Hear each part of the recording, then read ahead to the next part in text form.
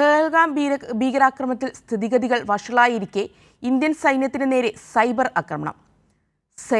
സൈന്യത്തിന്റെ വെബ്സൈറ്റുകൾ ഹാക്ക് ചെയ്യാൻ പാകിസ്ഥാനി ഹാക്കർ നടത്തിയ ശ്രമം ഇന്ത്യൻ സേന തകർത്തു.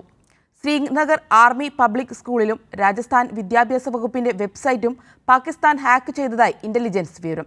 അതേസമയം നിർണായക ഡാറ്റകൾ നഷ്ടമായിട്ടില്ലെന്ന് അധികൃതർ. AOK ഹാക്കർ എന്ന പാകിസ്ഥാൻ ഗ്രൂപ്പാണ് ഇന്ത്യൻ സൈന്യത്തെ ലക്ഷ്യമിട്ട് സൈബർ ആക്രമണ ശ്രമം നടത്തിയത്. എന്നാൽ സൈന്യം എല്ലാ ശ്രമങ്ങളെയും പരാജയപ്പെടുത്തി. Srinagar army public school, army welfare housing ഓർഗനൈസേഷന്റെ ഡേറ്റാബേസ്, ഇന്ത്യൻ വ്യോമസേനയുടെ പ്ലേസ്മെന്റ് പോർട്ടൽ എന്നിവയാണ് ഹാക്ക് ചെയ്യാൻ ശ്രമിച്ചത്. 4 തവണ ഹാക്കിംഗ് ശ്രമം ഉണ്ടായെന്ന ഇന്റലിജൻസ് വിവരം നൽകി. തുടർ ആക്രമണങ്ങൾ ഉണ്ടായേക്കാമെന്ന വിലയിരുത്തലിൽ സുരക്ഷാ സംവിധാനം ശക്തിപ്പെടുത്തിയിട്ടുണ്ട്. രാജസ്ഥാൻ വിദ്യാഭ്യാസ വകുപ്പിന്റെ വെബ്സൈറ്റും പാകിസ്ഥാൻ ഹാക്കർമാർ ഹാക്ക് ചെയ്തിരുന്നു. പെഹൽഗാമിലേത് ഭീകരാക്രമണം ആയിരുന്നില്ലെന്ന പോസ്റ്റർ ഹാക്കർമാർ ഹോം പേജിൽ അപ്ലോഡ് ചെയ്തു. വിശ്വാസത്തിന്റെ അടിസ്ഥാനത്തിൽ ജനങ്ങളെ ഭിന്നിപ്പിക്കാനും പ്രകോപിപ്പിച്ച് യുദ്ധമുണ്ടാക്കാനും ഇന്ത്യൻ സർക്കാർ നടത്തിയ ഓപ്പറേഷനാണെന്നുമാണ് പോസ്റ്ററിൽ ആരോപിച്ചിരുന്നത്.